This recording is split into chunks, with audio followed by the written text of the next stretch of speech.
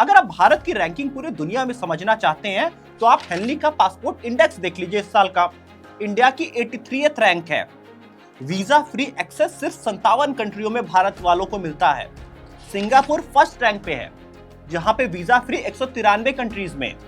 वहीं यूएई की बात कर ले तो उसका 7वां रैंक आता है, 184 कंट्रियों में वीजा फ्री है। आज Indian passport global second class citizen बन चुका है। टैक्स प्रॉब्लम तो यहाँ पहला विलेन था, पर ये क्वालिटी ऑफ लाइफ सबसे बड़ा विलेन है, क्योंकि इससे लाइफ एक्सपेक्टेंसी कम हो रही है, बच्चे बीमार हो रहे हैं, पेरेंट्स स्ट्रेस्ड हो रहे हैं, फ्यूचर अनसर्टेन हो रहा है। पर सबसे डेंजरस विलेन अभी बाकी है, वो विलेन जो हमारे दिमाग में है, प्रोग्रामिंग है, मेंटल कंडीशनिंग है। चलिए बताते हैं। मेंटल प्रोग्रामिंग जो जनरेशन से जनरेशन हमारे देश में पास होती आई है। टाइमलाइन से समझाते हैं। 1947 से 70 का समय, भारत में इंडिपेंडेंस के बाद नेहरू जी और शास्त्री जी का विजन था।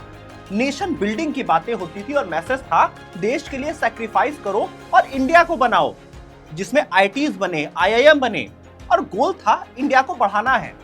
वहीं 1971 से 91 देखिए तो गवर्नमेंट जॉब का कल्चर आया, उसी को सक्सेस माना जाने लगा।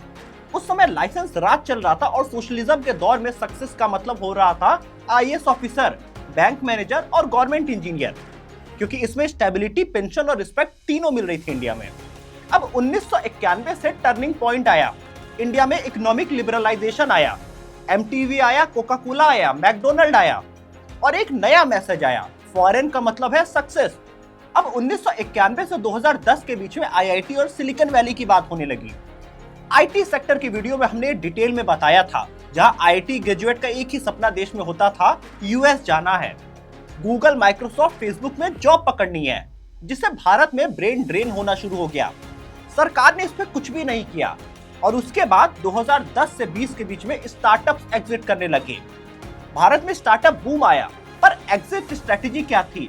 फ्लिपकार्ट को वॉलमार्ट को बेच दो जो यूएस का है, हॉटस्टार डिज्नी को बिका जो यूएस का है, साथ ही ओला इलेक्ट्रिक में फॉरेन इन्वेस्टर्स हैं, बाकी ढेरों इंडियन स्टार्टअप में फॉरेन इन्वेस्टर्स हैं। मतलब स्टार्टअप इंडियन पर ownership foreign.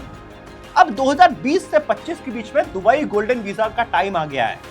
Tax free lifestyle है, जहां सेफ्टी है, बेटर स्कूल्स मिलते हैं, नए एस्पिरेशनल डेस्टिनेशन है, हर जनरेशन को प्रोग्राम किया गया है।